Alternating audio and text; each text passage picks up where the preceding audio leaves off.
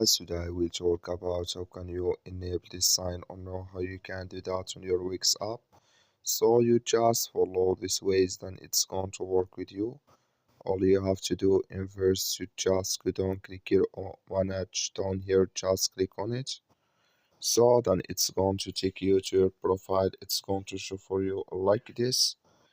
Then you go down. So then you will find here analytics. You just click on it. Then you keep going down here. You click here on alerts, you just click on it. So then you just switch into open video here. So then you come here to daily seasons here, just clicking this sign. So then here it's going to show for you a color here. Like you see, it's enabled with us now. That's all. That's all. Thank you for your watching. Don't forget to support us by liking, subscribe. So thank you for your watching.